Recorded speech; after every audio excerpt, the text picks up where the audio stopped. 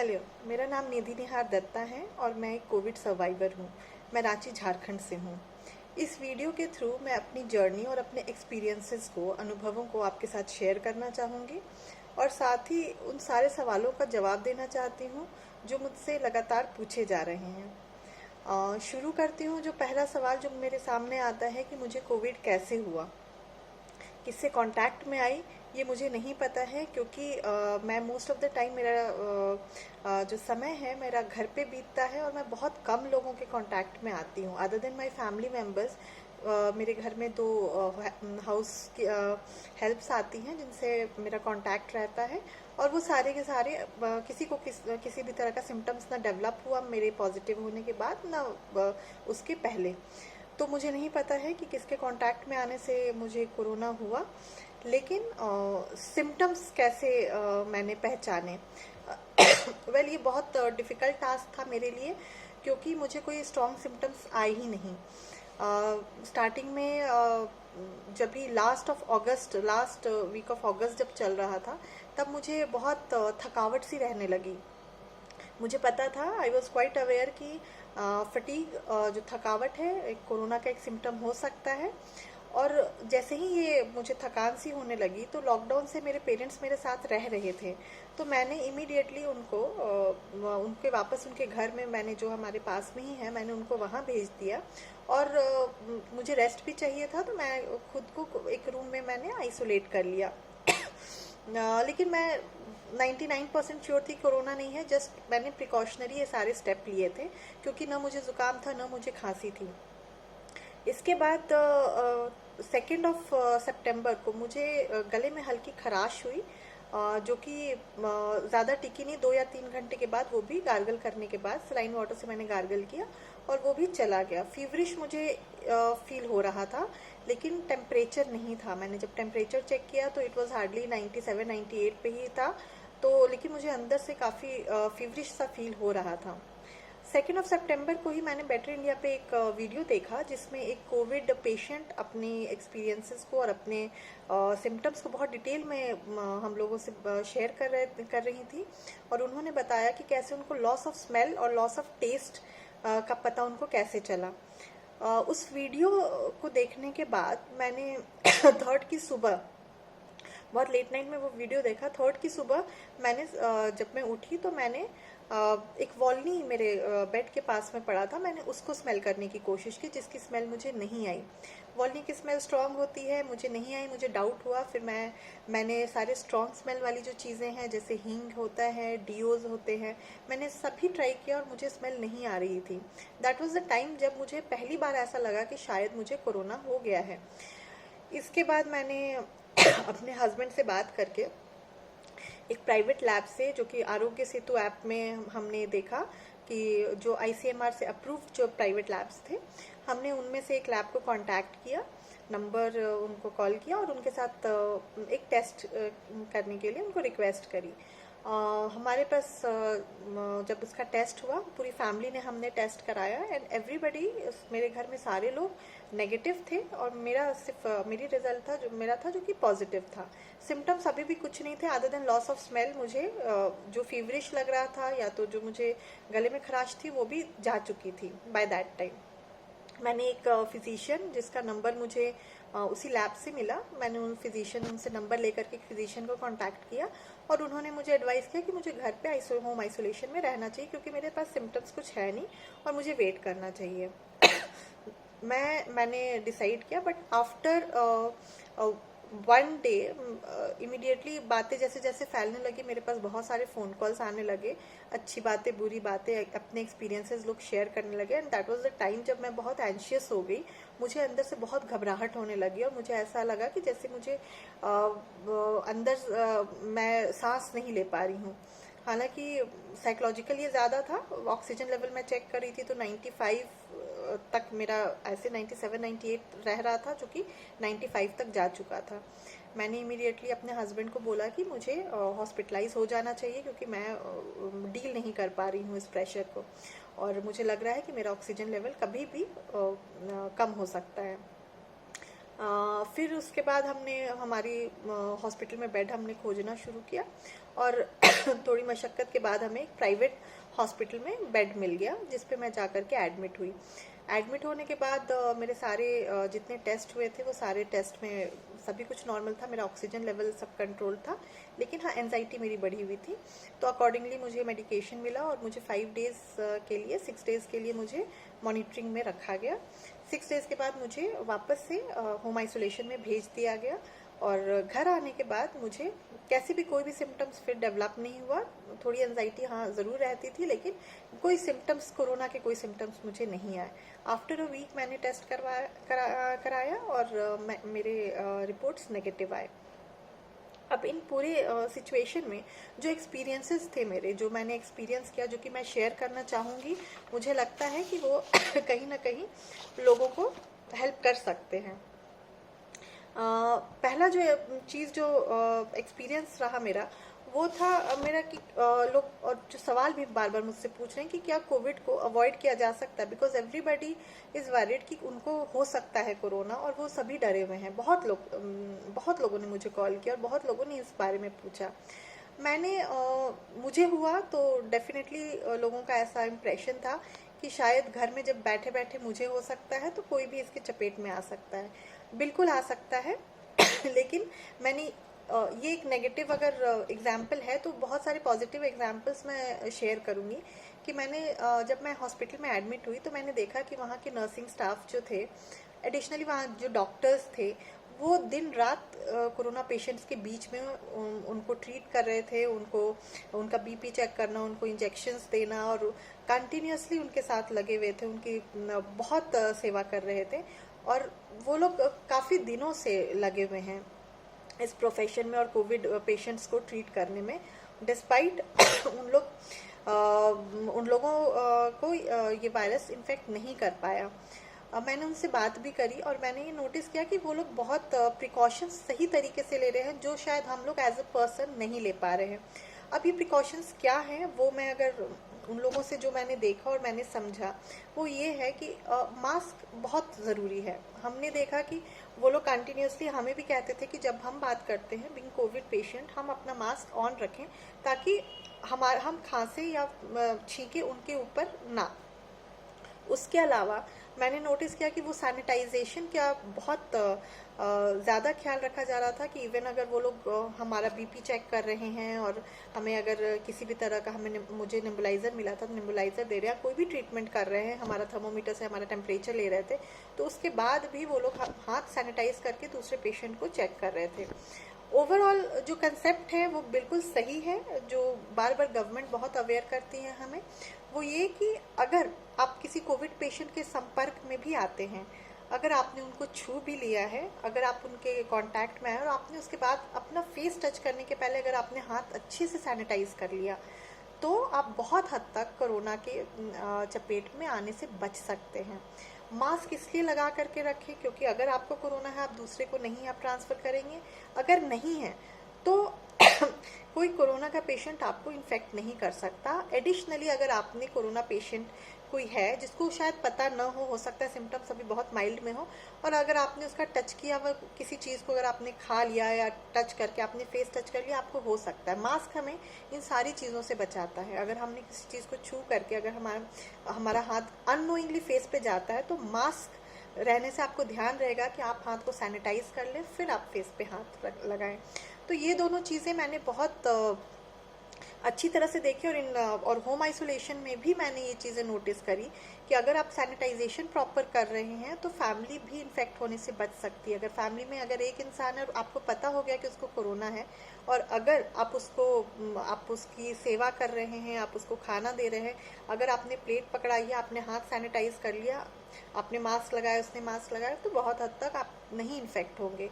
इसको लेकर के जो डर है वो कहीं ना कहीं थोड़ा सा ख़त्म भी होना चाहिए। नेक्स्ट जो मैंने एक्सपीरियंस जो किया, जो मुझे कॉल्स जब आ रहे थे जब मैं पॉजिटिव हुई थी, कि लोग टेस्टिंग से बहुत भाग रहे हैं। बहुत सारे ऐसे लोग हैं जिनके अंदर थोड़े बहुत सिम्टम्स आए और वो उनको डर लगता है कि कोरोना, अगर टेस्ट करवाएंगे तो कोरोना निकल जाए, तो वो क्या करते हैं कि वो लोग 3 या 4 दिन खुद को आइसोलेट कर लेते हैं, और आइसोलेट करने के बाद या फिर कोई नॉर्मल मेडिसिन पैरासीटामोल वगैरह ले करके वो 4 दिन में अगर ठीक फील करते हैं वो फिर वापस से जाने लगते हैं। कुछ ऐसे पेशेंट्स से मैं मिली हूँ जिन्होंने ऐसा किया, और क्या हुआ कि उन्होंने अपनी फैमिली मेंबर्स को उसके बाद इन्फेक्ट कर दिया, क्योंकि हो सकता है 3 दिन आपको फीवर आया, उसके बाद फीवर ना आया, आपने सोचा आप ठीक हो गए हैं, बट आपको कोरोना रह जाता है और घर में आप ट्रांसफर कर देते हो, किसी और को ट्रांसमिशन हो जाता है, और उसके बाद पूरी की पूरी फैमिली धीरे धीरे करके इन्फेक्ट होने लगती है। इस चीज़ से बिल्कुल बचना चाहिए। अर्ली टेस्टिंग अगर घर में किसी एक इंसान को भी है, कोशिश ये होनी चाहिए कि वो एक इंसान इमीडिएटली खुद को आइसोलेट करे। अर्ली आइसोलेशन और अर्ली टेस्टिंग आप तुरंत करवाइए। एक हेल्प इससे ये भी मिल जाता है कि अगर जितनी जल्दी आप टेस्टिंग करवाओगे उतनी जल्दी आप एक मेडिकल प्रोफेशनल के आप नज़र में आ जाते हो, किसी डॉक्टर के आप अंडर में जब चल जाते हो, तो अगर कोई प्रॉब्लम होती है तो वो आपको हेल्प कर सकते हैं, आपको अकॉर्डिंगली आपको मेडिसिन दे सकते हैं। और जो नहीं करने के बाद जब सिचुएशन जब बिगड़ने लगती है तब उनके लिए भी मुश्किल हो जाता है। नेक्स्ट एक और जो मैंने देखा वो था जब मैं आईसीयू में जब मैं गई, तो मुझे एक दिन आईसीयू में रखा गया था, क्योंकि नॉर्मल वार्ड में बेड नहीं अवेलेबल थे। तो मुझसे पूछा गया तो मैं एग्री कर गई कि मुझे ठीक है, मुझे प्रॉपर टेस्ट वगैरह करके मुझे उन लोगों ने आईसीयू में भेजा। आईसीयू में जो मैंने देखा एक दिन रहने पे, कि वहाँ मेरे अलावा बाकी सारे ओल्ड एज पेशेंट्स थे, जिनकी एज 60 अबव होगी अराउंड, और वो सारे के सारे उनको सिम्टम्स थोड़े ज़्यादा थे, कि ऑक्सीजन पे थे, किसी को ऑक्सीजन की ज़रूरत थी, कोई वेंटिलेटर्स पे था।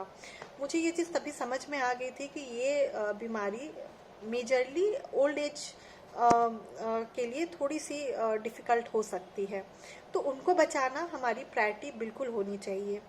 जब मैं जनरल वार्ड में गई नॉर्मल, तो एक शेयर्ड वार्ड था, वहाँ पे भी मेरे साथ में मेरे से बड़ी उम्र की 2 लेडीज़ थी, उनकी उम्र मुझसे ज़्यादा थी। उनकी कंडीशन जो थी उसमें से एक की दोनों किडनी फेल थी, और उसके अलावा उनके हार्ट में भी प्रॉब्लम थी।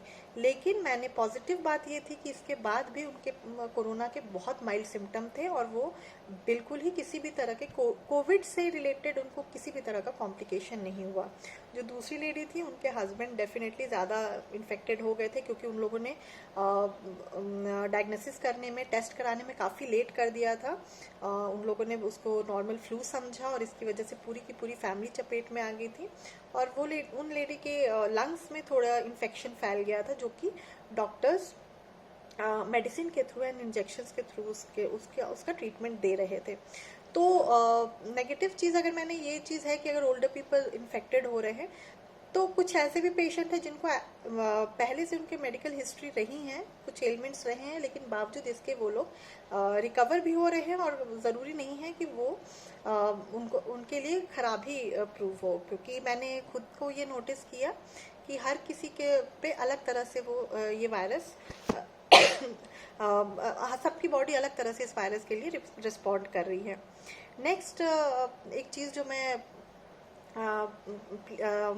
रिक्वेस्ट करना चाहूँगी कि मिथ बहुत सारे हैं, लोगों में बहुत तरह की चीज़ें, भ्रम पैदा करने वाली बातें लोगों के बीच में बहुत हैं, और जिसको एनकरेज नहीं करना चाहिए। दोनों केस में, अगर आप कोरोना पेशेंट हैं तो, अगर आप कोरोना पेशेंट को जानते हैं तो, जब मेरे पास मेरी रिपोर्ट आई पॉजिटिव, तो ये बात बहुत जल्दी फैल गई, और मेरे पास बहुत सारे कॉल्स, मेरे जो फ़ोन कॉल्स है वो फ़ोन बहुत कॉल्स एंड मैसेजेस से भर गए थे।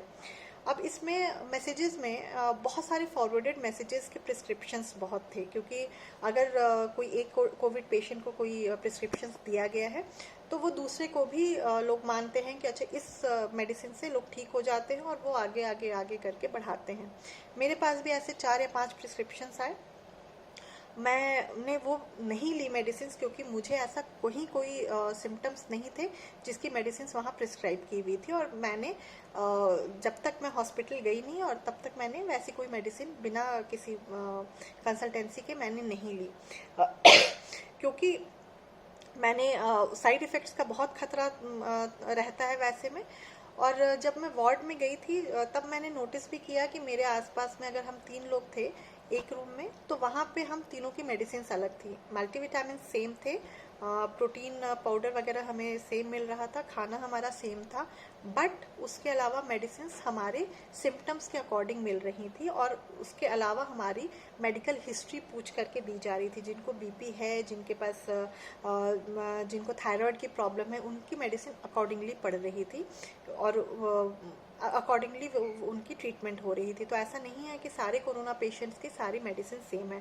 मुझे हल्की ब्रेथलेसनेस स्टार्टिंग में हुई थी, तो मुझे उसकी भी प्रिस्क्रिप्शंस, मुझे एक फॉरवर्डेड प्रिस्क्रिप्शंस आई थी कि अगर ब्रेथलेसनेस होता है तो आप एक पर्टिकुलर मेडिसिन ले सकते हो। जब मैं हॉस्पिटल गई तो मेरा जब लेवल चेक किया गया, कंजेशन चेक किया गया, तो कहीं कोई कॉम्प्लिकेशन नहीं थी। मुझे सिंपली एक निम्बलाइजर दिया गया एंड मुझे काफ़ी हद तक में वो मेरी जो हल्की फुल्की ब्रेथलेसनेस की हल्की सी प्रॉब्लम थी वो भी ख़त्म हो गई। इसमें एक प्रॉब्लम ये भी है कि अगर आप इन चक्करों में पड़ जाते हैं तो कहीं ना कहीं आप बहुत टाइम ले लेते हैं। आप जब से पॉजिटिव होते हैं और कुछ दिन आप मेडिसिन पे, आप फॉल्स मेडिसिन पे डिपेंड करते हैं, तो वो टाइम बहुत आपका वेस्ट होता है। और आप जब तक में किसी हॉस्पिटल में कांटेक्ट करेंगे तब तक शायद सिम्टम्स मेजर डेवलप कर जाए, तो वैसा नहीं करना चाहिए। नेक्स्ट एक जो चीज़ है कि ऑलरेडी अगर आप कोविड पेशेंट हैं, many of the Covid patients will agree with me कि उस समय साइकोलॉजिकली बहुत प्रेशर फील होता है। बिकॉज अगर आपको फीवर है, आप अपने फैमिली वालों को बोल नहीं सकते कि आप मुझे मेडिसिन दे दो, या आप मुझे किसी तरह का आप हेल्प नहीं ले सकते। बहुत नेगेटिव न्यूज़ हर जगह चल रही होती है, वो दिमाग में चल रहा होता है, तो साइकोलॉजिकली बहुत टफ सिचुएशन होती है। ऐसे हालत में अगर हमारे पास कॉल्स आते हैं तो आप कोशिश कीजिए कि जितना पॉजिटिव रहना है उतना पॉजिटिव रहिए। आप किसी कोविड पेशेंट को जानते हैं तो that is not the time to call them and ask कि आपको कैसा कोरोना हुआ, और आप उनको आप अपने हिसाब से अकॉर्डिंगली आप दवाई, आप फॉरवर्डेड मैसेजेस भेज रहे हो और अपने घरेलू नुस्खे बता रहे हो, ये समय नहीं है। अगर आपके जान पहचान में कोई कोविड पेशेंट है, आप काइंडली उसको कॉल अगर करते हैं तो आप इंश्योर कीजिए कि अगर उसको किसी भी तरह की दिक्कत होती है, मान लो हॉस्पिटल जाना पड़ जाता है या फिर किसी भी तरह में उसको होम आइसोलेशन में है तो उसको सामान की ज़रूरत पड़ती है, आप हाथ बढ़ाइए उनकी तरफ में और बोलिए कि अगर ज़रूरत पड़ेगी तो मैं आपको हेल्प कर सकता हूँ। उसके अलावा सारी बातें बाद में भी हो सकती हैं। मैंने बहुत स्ट्रांगली इस चीज़ को नोटिस किया कि लोग बहुत तरह से अपनी क्वेरीज जानने के लिए और बहुत तरह की न्यूज़ फॉरवर्ड कर देते हैं, नेगेटिव मैसेजेस की ब्रेथलेसनेस हो रहा है तो आप बिल्कुल आपके लंग्स में इन्फेक्शन हो गया होगा, आप वहाँ जाओ, देखो उस इंसान का केस बिगड़ गया था, ऐसा हुआ था। तो ये सारी चीज़ें, नेगेटिव थॉट्स नहीं आए, ये हमें ध्यान रखना है कोविड पेशेंट के लिए। नेक्स्ट एक है क्वेश्चंस जो मुझे बार बार पूछे जा रहे हैं कि मेडिकल फैसिलिटी की ग्राउंड रियलिटी क्या है। मुझे बहुत मेजर कोई प्रॉब्लम नहीं आई। हॉस्पिटल डेफिनेटली बेड के लिए डिनाई कर रहे थे, येट मुझे बेड 3-4 आवर्स कांटेक्ट करने के बाद भी जब मैंने बोला कि मुझे थोड़े ऑक्सीजन की मुझे लग रहा है, मुझे ज़रूरत पड़ सकती है, तो मुझे एक हॉस्पिटल में एम्बुलेंस भेजा और मुझे वो ले करके गए। उसके बाद गवर्नमेंट की तरफ से भी लगातार कॉल आ रहे थे and they were taking care कि मतलब मेरी कंडीशन क्या है। जब मैंने प्राइवेट हॉस्पिटल मैंने अपनी मर्जी से चूज़ किया। प्राइवेट हॉस्पिटल के रेट्स को लेकर के भी बहुत तरह के क्वेश्चंस आ रहे हैं कि वो लोग बहुत मनमानी रेट ले रहे हैं। मुझे मेरे एक्सपीरियंस में, मैंने अपना पर्सनल एक्सपीरियंस बताऊंगी, शायद मैं बाकी का नहीं जानती, मेरे साथ ऐसा नहीं हुआ। झारखंड में, जिस स्टेट में मैं बिलोंग करती हूँ, कुछ डेज पहले कैपिंग हुई थी रेट की, तो मेरे से वही रेट लिया गया जो कि गवर्नमेंट ने जो लिमिट बनाई थी। तो एक दिन आईसीयू का और बाकी दिन जनरल वार्ड का, डॉक्टर के चार्जेस वगैरह मिला जुला करके। एक क्वेश्चन और था मेरे साथ जो सभी पूछ रहे हैं कि इंश्योरेंस, शायद एक बार बार ये हवा फैली हुई है कि कोविड पेशेंट्स के ट्रीटमेंट का इंश्योरेंस कवर नहीं करता है। वेल मेरा कवर किया, मेरे साथ बहुत सारे ऐसे लोग थे जो उस हॉस्पिटल में थे, दूसरे हॉस्पिटल्स में भी कुछ मेरे रिलेटिव्स थे, कुछ मेरे फ्रेंड्स थे जो जिनको हॉस्पिटलाइज होने की ज़रूरत पड़ी या उनके फैमिली में किसी को ज़रूरत पड़ी, और सारे के सारे का हेल्थ इंश्योरेंस ने कवर कर लिया था। तो if you belong to middle class family और अगर आपका हेल्थ इंश्योरेंस है तो आप इस चीज़ के लिए प्रिपेयर्ड रहो कि पैसे लगेंगे, और अगर आपका हेल्थ इंश्योरेंस है तो आप इसके बारे में पूरी जानकारी अपने एंड से आप पता कर लो। कितना लगेगा ये डिपेंड करता है कि आपके स्टेट ने किस तरह का कैपिंग करी है।